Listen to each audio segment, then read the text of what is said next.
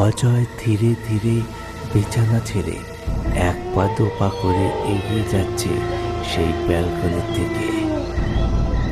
সেই কালো বিল্ডিংটার দিকে তাকায়।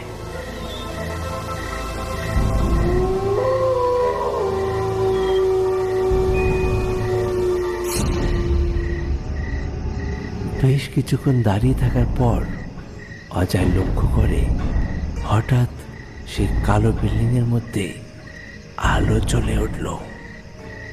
অজয়ের মুখটি যেন খুশিতে ভরে উঠল।